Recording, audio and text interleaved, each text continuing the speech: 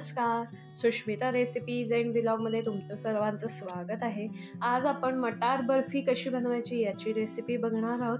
अगदी सोपी रेसिपी आहे। तर 1 वाटी मटार, उकडलेले मटार मी घेतलेले आहेत आणि ते मिक्सरवरनं बारीक वाटून घेतलेले आहेत। पाणी अजिबात घालायचं नाही आहे, बारीक वाटून घ्यायचे आहे, फाईन पेस्ट करून घ्यायची आहे त्याची।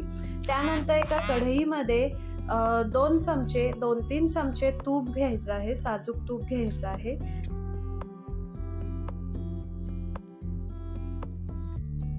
तूप गरम झाल्यानंतर त्यामध्ये आपण जी मटारची पेस्ट बनवलेली होती ती त्यामध्ये घालायची आणि ती चांगली तुपावर बारीक गॅसवर भाजून घ्यायची आहे। गॅस मोठा करायचा नाही, बारीक गॅसवर चांगली भाजून घ्यायची आहे।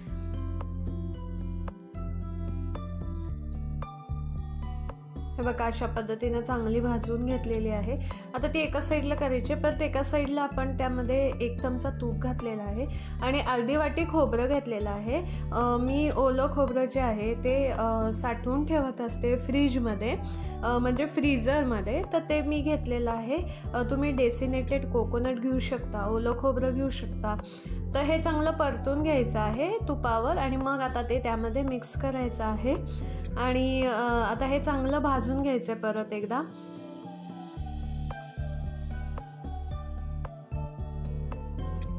आता या स्टेजला आपण 1 वाटी साखर घालून घेणार आहोत।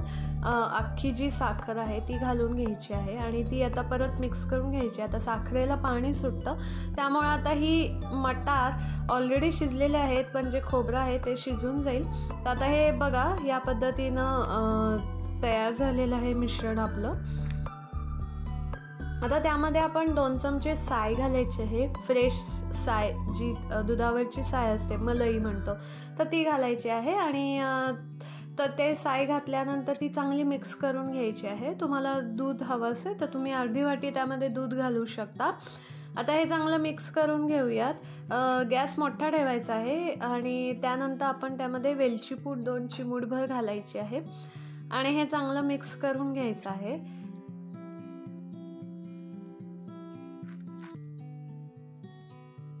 गॅस मोठाच ठेवायचा आहे। तर अशा पद्धतीने हे मिश्रण तयार होतं। या स्टेजला आपली बर्फीचं मिश्रण जे आहे ते तयार झालेलं आहे, कारण सगळा गोळा एक साईडला आलेला आहे। त्यामुळे आता आपण डिश घेतलेली आहे, त्या डिशला तूप लावून घेतले आणि हे थापून घ्यायचं आहे।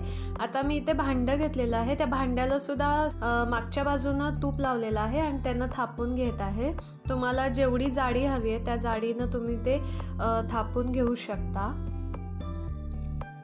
अशा पद्धतीनं मी हे थापून घेतलं आणि साधारणपणे आपण हे गार होईपर्यंत ठेवून द्यायचं आहे। आता हे गार झालेलं आहे, आपण ह्याच्या वड्या पाडून घेऊयात।